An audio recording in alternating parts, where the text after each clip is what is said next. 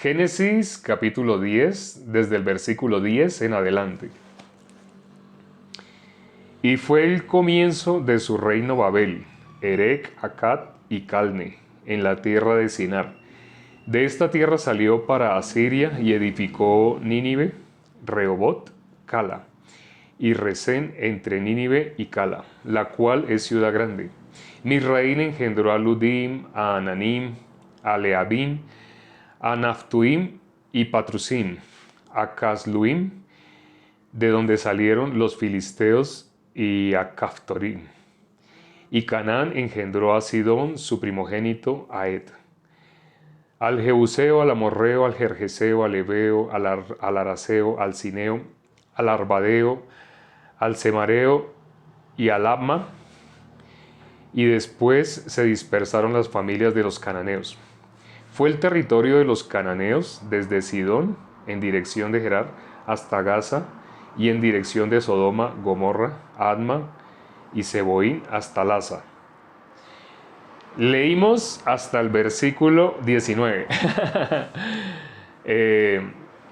Aquí aparece el origen de un pueblo que mucho se nombra cuando estamos hablando de los hijos de Dios. Hablamos de los cananeos. Sí, los cananeos. Otra forma de decirlo es un filisteo incircunciso. Sí. Entonces, cuando pensamos en los cananeos, ¿en qué pensamos? Pensamos en lo que sucedió, en especial, ¿con quién? Con David. Vamos a mirar, alguien que fue muy famoso fue Goliat, y sabemos por qué. ¿Dónde está Goliat? En 1 Samuel 17 podemos ver lo que sucedió con Goliat, con Saúl, con David. Vamos a mirar 1 Samuel 17. 1 Samuel capítulo 17. Si se acuerdan, hace poco hablamos sobre las piedrecillas, las piedras, las 5 piedras que tomó, y tenían que ser 5, ya saben por qué ese número, ¿no? Tomó 5 piedras para tirárselas al filisteo. Pero esas piedras, ¿cuáles eran? Eran piedras lisas. Las piedras lisas actualmente se conocen como guijarros, son las piedras que encontramos en los ríos. Esas piedras que por el roce del agua, el movimiento del agua hace que las piedras se choquen una contra otra. ¿Qué simbolizan esas piedras lisas? Que ahorita vamos a leer sobre David. Esas piedras lisas son, la Biblia habla de nosotros, de los justos, como piedras vivas. Y dice la Biblia que la senda del justo es como la luz de la aurora, que va en aumento hasta que el día es perfecto. Creo que está en Proverbios 4:19. Así dice, la senda del justo es como la luz de la aurora que va en aumento hasta que el día es perfecto. ¿Qué pasa en el transcurrir en la vida del justo? Inevitablemente van a haber choques. Van a haber, como en el video que hicimos hoy para explicar la respuesta a la pregunta que nos había hecho Pam. Entonces, esas piedras representan a nosotros. ¿Qué pasa piedra contra piedra? Piedra contra piedra se van alisando. El choque que hay entre esas piedras a lo largo de los años va haciendo que queden lisas. El justo inevitablemente va a vivir una vida de esa manera. Cuando recién conoce el Evangelio es un recién nacido. Es un salvo recién engendrado. Como dice el apóstol Pablo, a Timoteo lo engendré desde mis prisiones. En mi caso, gracias a Dios, a través de TikTok he visto el nacimiento de muchas personas. He sido testigo del nacimiento de muchas personas. Algo muy importante, la fecha de nacimiento. Yo anoto la fecha en la cual oigo los testimonios. Yo recibí la salvación a través de tal versículo, a través de tal pasaje así. Entonces, las piedras, ¿a quién representan? Nos representan a nosotros. Jesús dijo, en este mundo tendréis aflicción. Esa es una promesa que nos dio. Sé que más de uno piensa, ¿cómo va a ser una promesa semejante cosa? Sí, es una promesa. Es una promesa porque si nuestro Señor Jesucristo lo dijo, así es. Muchas personas quieren de Dios tomar lo que les parece y rechazar lo que no quieren. Pero eso está colocando a las personas en la misma condición de Dios. Y sabemos bíblicamente quién se puso a la misma altura de Dios. Satanás. Satanás quiso ser igual a Dios. Entonces, inevitablemente en la vida del justo van a haber choques, van a haber rozaduras. Para eso es la iglesia.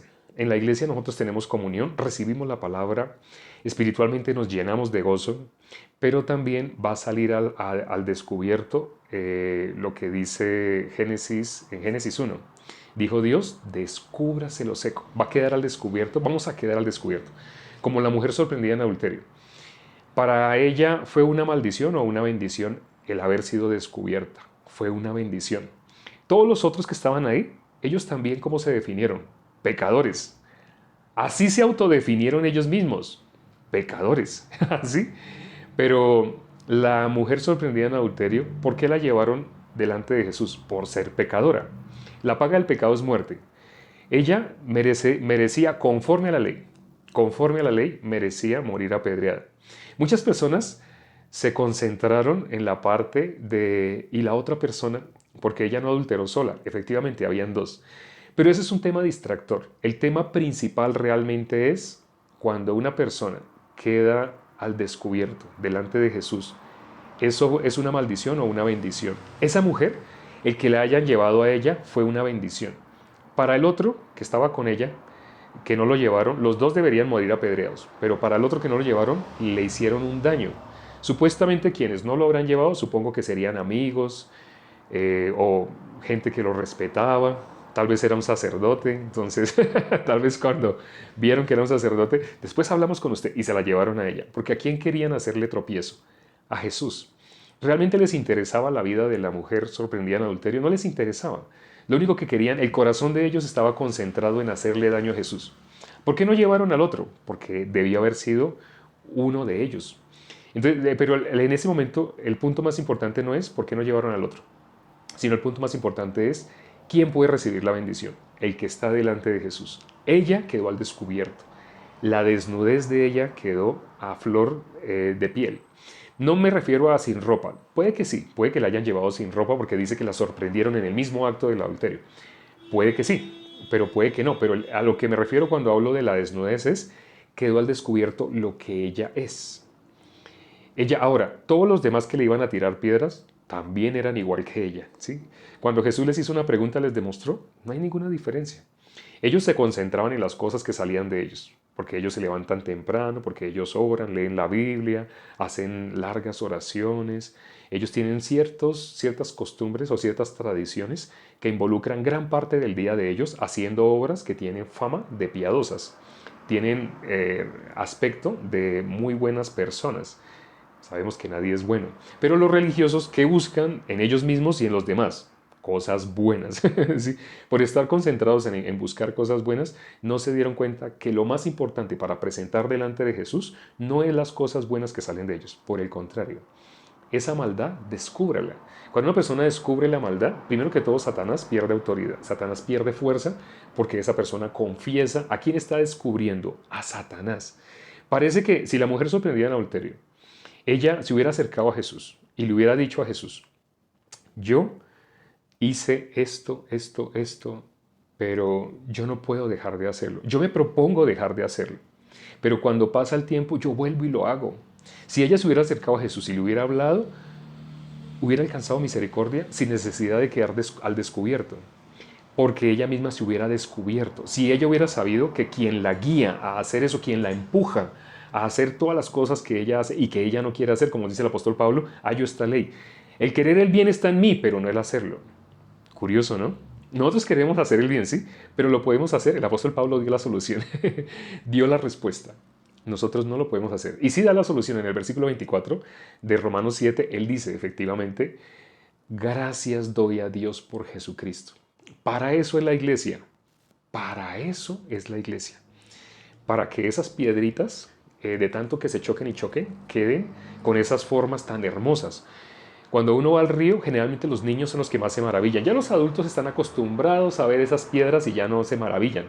Pero los niños empiezan a coger piedritas. Papi, papi, mira esta piedrita, porque tiene una forma así redondita, o no necesariamente redonda, pero sí lisa. Como dice aquí, los guijarros las definen como ovaladas, pero no, realmente son lisas, como dice en 1 Samuel 17, que vamos a leer ahorita. Esas piedras, esas representan a nosotros. Así, la fricción hace que adquieran esa forma. ¿Pero quién les dio esa forma? Dios. ¿Sí? Es Dios quien, por eso dice Dios, cuando hagas para mí altar, no lo labres de cantería, porque así lo profanarás. Cuando el ser humano interviene, su mano, su obra, su trabajo, su esfuerzo, interviene en algo que le está ofreciendo a Dios, Dios no recibe eso, porque Dios no recibe nada que provenga de nosotros. Lo dice Job 35. Nosotros vamos a darle algo bueno a Dios. Dios recibirá algo bueno de nuestras manos. No puede recibir nada de nosotros. ¿Qué es lo único en lo que Dios se complace? Este es mi Hijo amado en el cual tengo complacencia. Por eso el versículo de Gálatas 2:20 que dice, ya no vivo yo, mas Cristo vive en mí. Eso es lo mejor que le puede pasar a una persona, que realmente llegue a ese estado en el cual ya no huela a esa persona, sino ya que olor salga, olor fragante de Cristo. Ahora, no me refiero a lo que estamos acostumbrados a llamar olor. Nosotros llamamos olor a, uy, esto huele feo, uy, pues estamos pasando por un caño, uy, aquí como que botaron un perrito muerto, uy, huele feo. Así nosotros pensamos de olor, pero no. Cuando dice grato olor a Dios, significa eso es lo que Dios recibe. No necesariamente porque huela o no huela, ay, a Dios que le gusta, entonces el olor, que el olor de la sangre, algunos dicen así, no, no se refiere a eso. Grato olor a Dios es, Dios ve, el pecado es acabado, exterminado. En Levítico, cuando vemos que se ofrece el holocausto, lo que Dios espera ver, lo que Dios dice que es grato olor, no es que Dios tenga pituitaria amarilla, no tenga esa glándula que le transmite sensación al cerebro de Dios de olor, no, porque Dios no es así, Dios no tiene este cuerpo humano que, como dice la palabra, es polvo y al polvo va a volver, no. Entonces cuando dice grato olor a Dios, significa Dios que está viendo el pecado ya ha sido exterminado. En la expiación que vemos en Levítico, la ofrenda, el holocausto que se hace con ese animalito, representa lo que iba a hacer con nuestro Señor Jesucristo. Iba a acabar el pecado. Lo leímos en Zacarías capítulo 3, versículo 9. No sé si se acuerdan. Dios, ¿qué iba a hacer? Dice que iba a quitar el pecado del mundo en un solo día. Iba a acabar con el pecado en un solo día. Dios es el que iba a saber hacer eso con el pecado.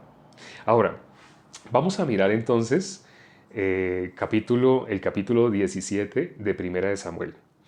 Capítulo 17 de Primera de Samuel es donde aparece la guerra entre el pueblo de Israel y los cananeos.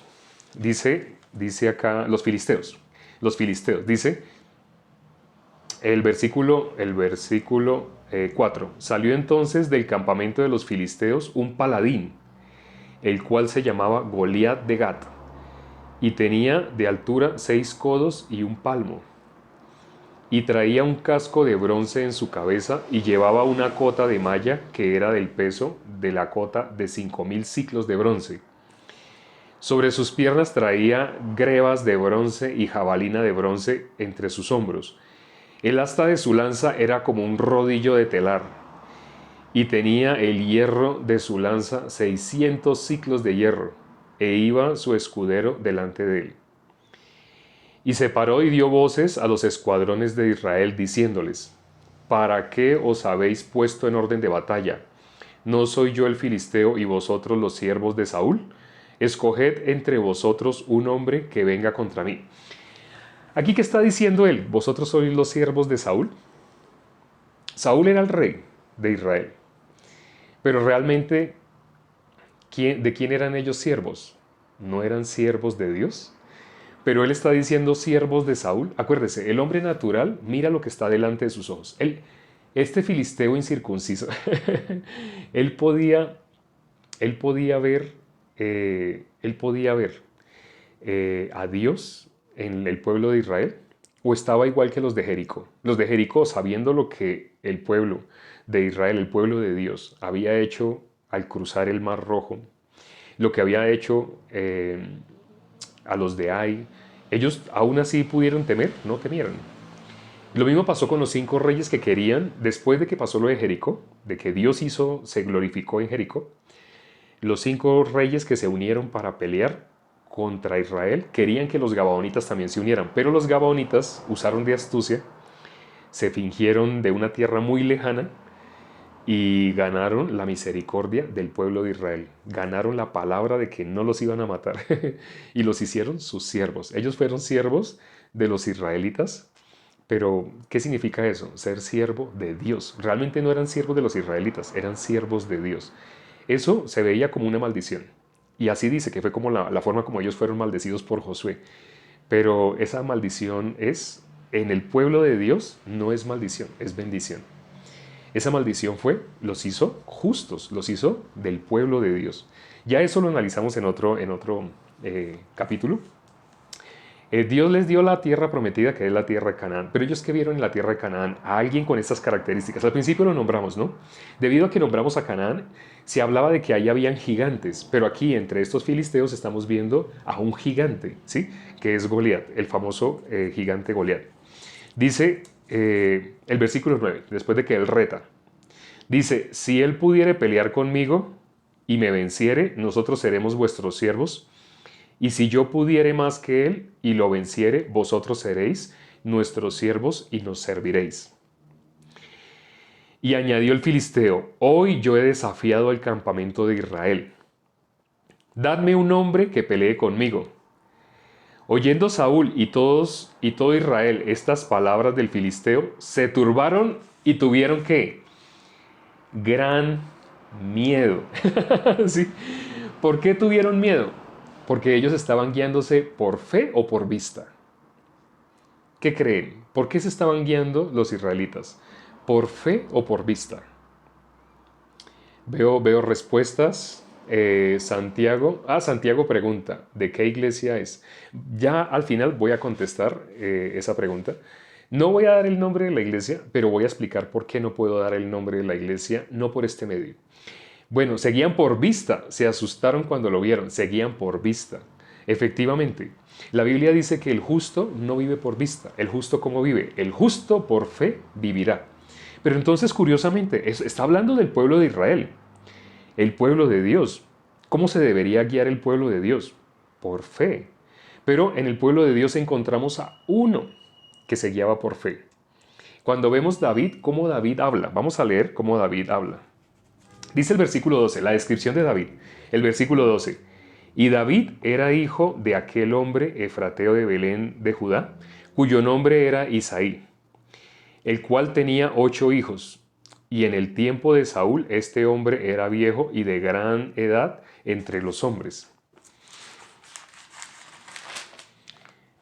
Y los 3 hijos mayores de Isaí habían ido para seguir a Saúl a la guerra. Los nombres de sus 3 hijos que habían ido a la guerra eran Eliab, el primogénito, el segundo Abinadab y el tercero Sama. Pero David había ido, y David era el menor. Siguieron pues los 3 mayores a Saúl, pero David había ido y vuelto, dejado a Saúl para apacentar. Pero David había ido y vuelto, dejando a Saúl para apacentar las ovejas de su padre en Belén. Venía pues aquel filisteo por la mañana y por la tarde, y así lo hizo durante 40 días. Y dijo Isaí a David, su hijo, toma ahora para tus hermanos un efa de este gran tostado y estos 10 panes y llévalo pronto al campamento de tus hermanos. Y estos 10 quesos de leche les llevarás al jefe de los 1000 y mira si tus hermanos están buenos y toma prendas de ellos. Y Saúl y ellos y todos los de Israel estaban en el valle de Ela peleando contra los filisteos. Se levantó pues David de mañana y dejando las ovejas al cuidado de un guardia, se fue con su carga como Isaí le había mandado. Y llegó al campamento cuando el ejército salía en orden de batalla y daba el grito de combate. Y se pusieron en orden de batalla Israel y los filisteos, ejército frente a ejército. Entonces David dejó su carga en mano del que guardaba el bagaje y corrió al ejército, y cuando llegó preguntó por sus hermanos si estaban bien. Mientras él hablaba con ellos, he aquí que aquel paladín que se ponía en medio de los 2 campamentos, que se llamaba Goliat, el filisteo de Gat, salió de entre las filas de los filisteos y habló las mismas palabras y las oyó David. Aquí está lo hermoso, aquí está lo hermoso. David, el hombre que sí tenía fe, el hombre de quien Dios da testimonio, varón conforme a mi corazón, Dios da testimonio de que David es varón conforme al corazón de Dios. Entonces, cuando él oyó las palabras del filisteo, él no las oyó igual. Los demás, ¿qué pasó cuando oían las palabras del filisteo? Temblaban, ¡ay! Estaban asustados, porque veían un hombre gigante, cuya armadura era pesadísima, era mucho hierro había sobre él, mucho bronce, había mucho metal, mucho metal sobre él. Pero entonces dice, y se pusieron, entonces David dejó su carga, allá, dice, preguntó, entonces David dejó su carga en mano del que guardaba el bagaje y corrió al ejército y cuando llegó preguntó por sus hermanos si estaban bien. Mientras él hablaba con ellos, he aquí que aquel paladín que se ponía en medio de los dos campamentos, llamaba Goliat de filisteo de Gat, salió de entre las filas del ejército y habló las mismas palabras y las oyó David. Y todos los varones de Israel que veían a aquel hombre huían de su presencia y tenían gran temor. Cada uno de los de Israel decía, ¿no habéis visto a aquel hombre que ha salido? Él se adelanta para provocar a Israel. Al que le venciere, el rey enriquecerá con grandes riquezas y le dará su hija y eximirá de tributos a la casa de su padre en Israel. Entonces habló David a los que estaban junto a él diciendo, ¿qué harán al hombre que venciera a este filisteo y quitare el oprobio de Israel?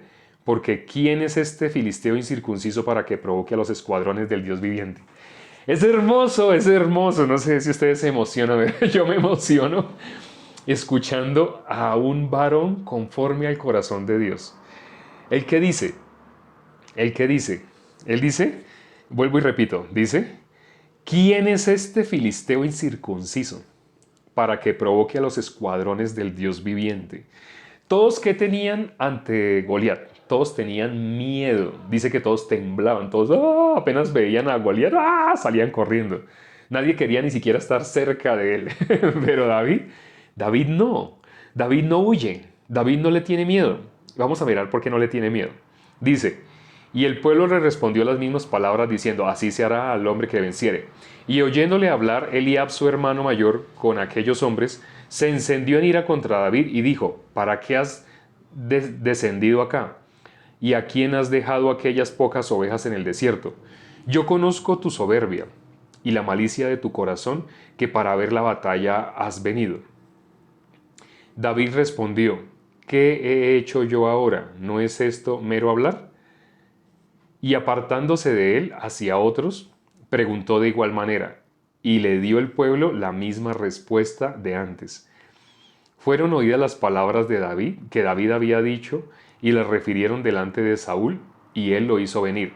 Y dijo David a Saúl, no desmaye el corazón de ninguno a causa de él.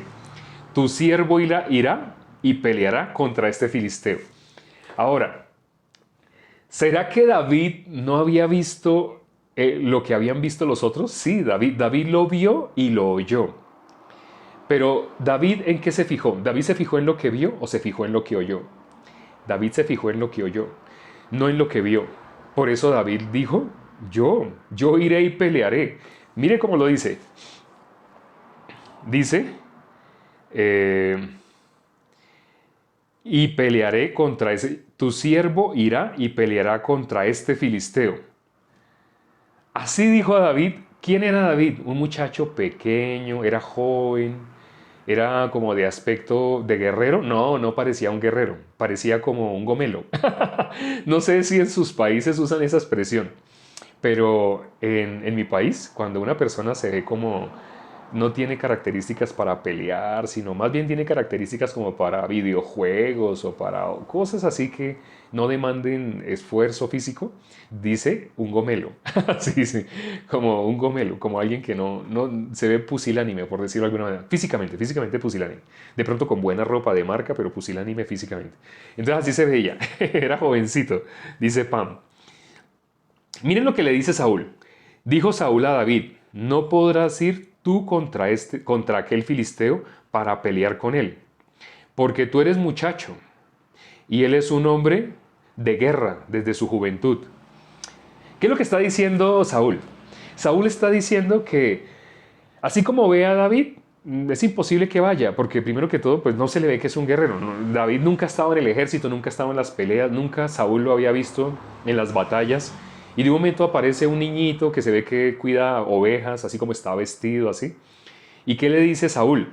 Que este filisteo es un hombre de batalla, desde su juventud. O sea que es un guerrero. O sea, qué está mirando Saúl?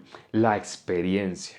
Saúl está mirando la experiencia que tiene este filisteo en cuanto a la guerra.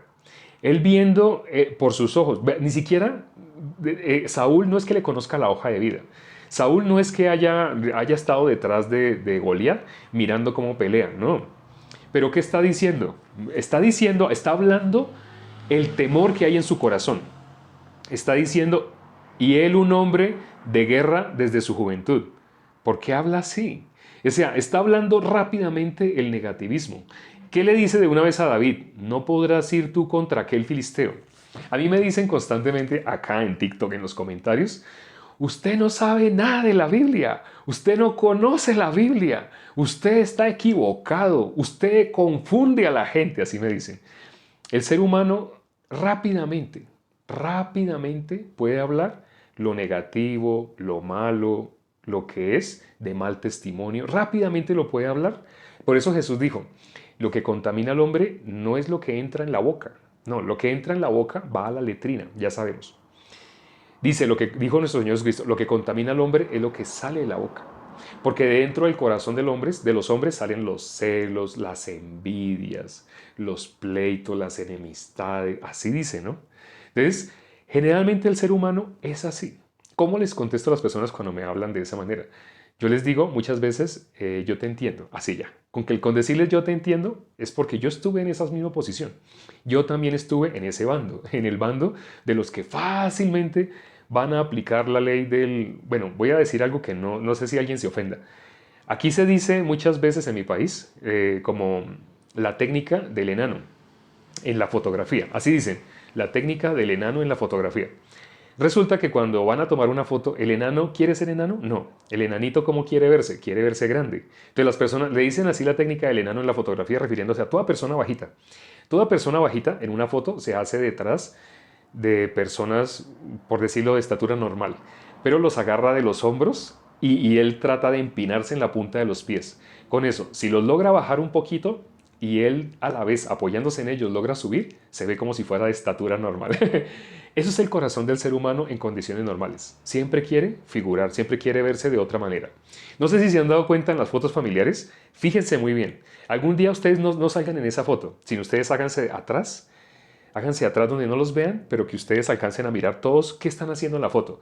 Y verán que hay más de uno que se para en la punta de los pies, hay más de uno que empieza a tensionar músculos, empieza a tomar una postura especial, a buscar cuál es el perfil que mejor le queda. Así. Ese es el ser humano. El ser humano constantemente busca la apariencia. Como busca la apariencia, ¿vive por fe? No. El que vive por fe no se guía de la apariencia, no se guía por sus ojos.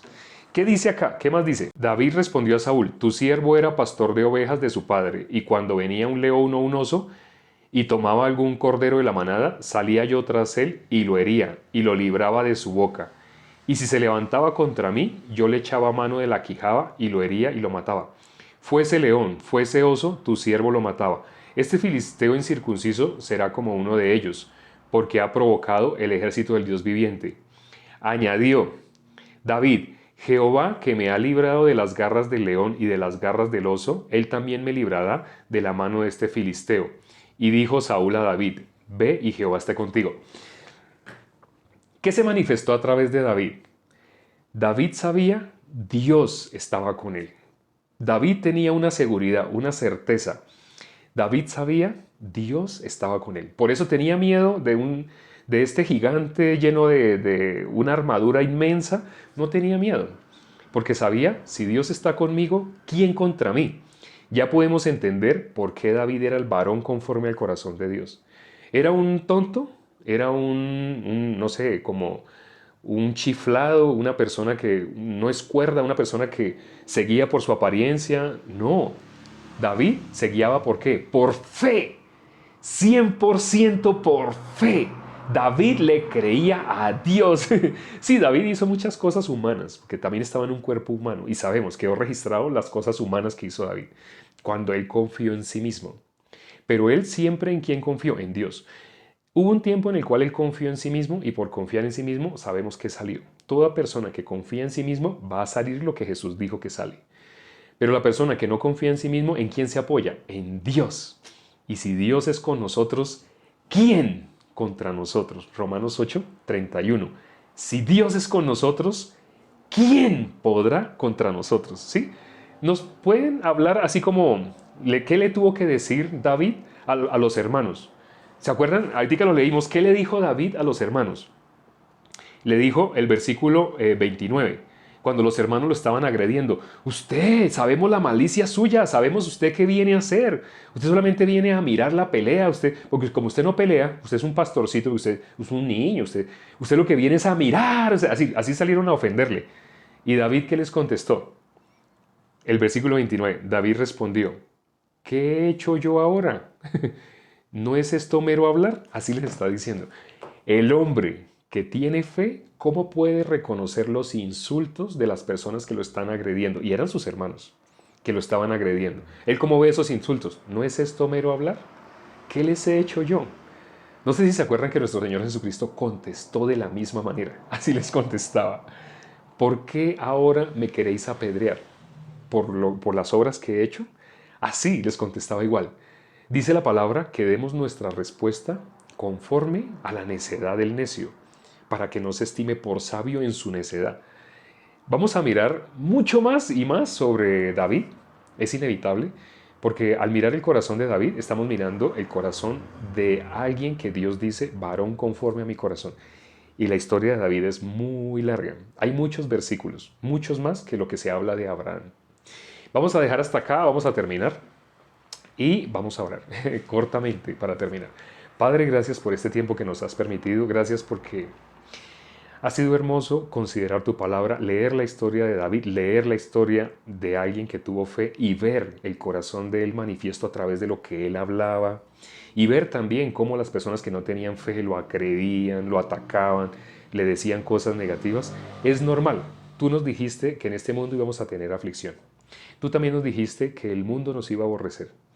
Si fuéramos del mundo, el mundo nos amaría, pero como no somos del mundo, el mundo nos aborrece.